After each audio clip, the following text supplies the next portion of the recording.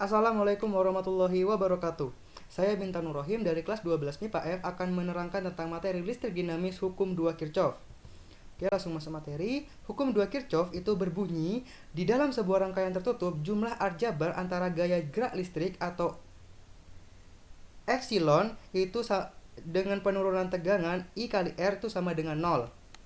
Nah, untuk rumus dasarnya itu sigma V sama dengan 0. Nah, rumus tersebut kemudian dikembangkan dan menjadi rumus ini, yaitu sigma epsilon ditambah sigma I kali R sama dengan 0. Dengan ketentuan, epsilon itu adalah gaya gerak listrik atau GGL dengan satuan volt, I adalah arus listrik dengan satuan ampere, R adalah hambatan listrik atau ohm. Oke, tuh. Untuk aturan loop sendiri, untuk arah loopnya sendiri kita bebas menentukannya, entah itu ke atas, ke bawah, ke samping atau ke kanan. Namun dengan ketentuan sebagai berikut. Yang pertama, jika arah loop searah dengan arah arus, maka penurunan tegangan bertanda positif. Sementara jika arah loop berlawan dengan arah arus, maka penurunan tegangan bernilai negatif, seperti pada gambar ini. Ini adalah arah arus, sementara ini adalah loop. Karena searah, maka bertanda positif. Sementara gambar kedua, ini adalah arah arus, sementara ini adalah arah loopnya. Itu karena berlawanan, maka bertanda negatif. Untuk aturan yang kedua, yaitu bila mengikuti arah loop, kutub sumber tegangan yang lebih dulu dijumpai adalah kutub positif, maka GGL bertanda positif. Namun sebaliknya, jika kutub negatif, maka GGL juga bertanda negatif. Ini adalah gambarnya. Di sini yang panjang ini adalah kutub positif, sementara yang kecil adalah kutub negatif. Ini adalah arah loop. Karena arah loopnya ke sini, maka kutub yang pertama kali ditemui adalah kutub positif, sehingga bertanda positif. Sementara ini arah loopnya ke sini dan dia yang pertama kali ditemui adalah kutub negatif, sehingga GGL bertanda negatif. Oke, langsung latihan soal. Itu UN 2009. Soalnya ini yang ditanya adalah besar kuat arus di I1. Ini I1. Nah, kita langsung ke pembahasan. Nah, berdasarkan gambar di soal, I3 sama dengan I2 ditambah I1. Lihat, karena arah arus ke atas, maka I1 akan bergerak ke sini, I2 juga akan bergerak ke sini sehingga ketemu di I3. Maka I3 itu sama dengan hasil penjumlahan antara I1 dan I2. Oke. Untuk yang pertama, kemudian itu loop yang pertama. Loop yang pertama itu kita menggunakan loop ini, yaitu rangkaian yang di sebelah kiri. Sini. Nah, karena kita anggap arah arusnya dan arah loopnya sama, yaitu ke atas. Karena sama, maka penurunan tegangannya bertanda positif. Sementara itu, karena yang pertama kali jika ngikutin itu, karena kesini, dan yang pertama kali ditemui di kutub negatif, maka epsilon bertanda negatif. Oke, masukkan persamaan.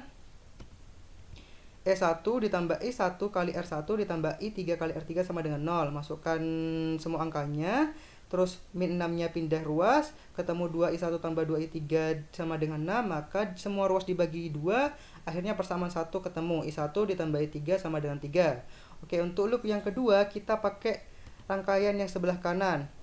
Arah loop dan arah arusnya juga sama, yaitu ke atas. Sehingga penurunan tegangan bertanda positif. Sementara karena di sini yang pertama kali ditemui oleh energi listriknya adalah kutub negatif, maka sigma epsilon juga bertanda negatif. Maka masukkan ke persamaannya sesuai pernyataan tadi, masukkan angka-angkanya, terus pindah ruas ke sini, min 8 jadi 8, I2 ditambah 2, I3 sama dengan 8. Nah, karena di sini kita butuh I1 karena yang ditanya di soal itu I1, maka I2 ini harus kita ubah menjadi I3 dikurangi I1. Dapat dari mana? Dapat dari persamaan ini. Jadi tinggal pindah-pindah ruas, akhirnya ketemu ini. Nah, lepas kurungnya, maka I3 tambah 2I3 sama dengan 3I3 dikurangi I1 sama dengan 8, persamaan 2. Nah, untuk menyelesaikan persamaan ini, kita menggunakan metode eliminasi dengan mengeliminasi persamaan 1 dan 2. Menjadi seperti ini, yaitu persamaan 1 dikali 3 menjadi 3I1 ditambah 3I3 sama dengan 9. Dan persamaan 2 kita tetap, karena kita akan mengeliminasi 3I3 untuk mencari I1.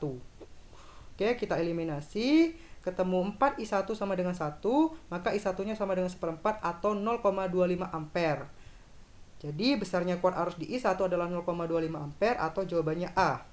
Oke, untuk soal yang kedua saya ambil dari UMPTN 2001.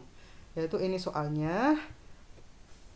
Nah, untuk tipe soal seperti ini kita itu diuji untuk membuktikan keempat pernyataan ini benar apa salah. Itu.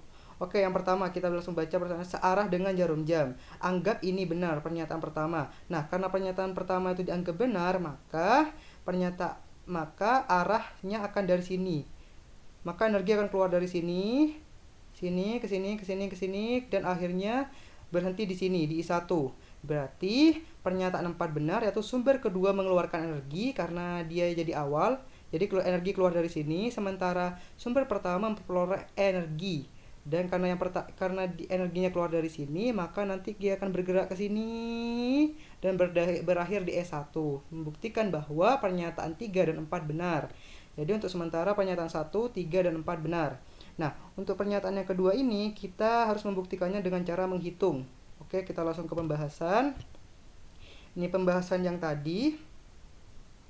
Nah, karena arah loopnya itu searah dengan jarum jam, menurut aturan Kirchhoff akan berlaku persamaan di samping, yaitu sigma epsilon ditambah sigma I kali R sama dengan 0. Nah, masukkan karena E-nya E1 itu bertanda positif, sementara E2 bertanda negatif. Ditambah I kali R1 ditambah R2 ditambah R. Karena I-nya sama, maka I-nya dapat dikeluarkan. Masukkan semua angkanya, ketemu min 6 ditambah 6, I sama dengan 0, maka I-nya ditemukan 1 ampere. Jadi dapat disimpulkan bahwa pernyataan 1, 2, 3, dan 4 benar. Nah, untuk jawabannya di SBMPTN biasanya pilihannya adalah E untuk semua jawaban benar. Oke, sekian materi yang dapat saya sampaikan. Untuk kurang lebihnya mohon maaf dan semoga bermanfaat. Wassalamualaikum warahmatullahi wabarakatuh. Jawab, aduh.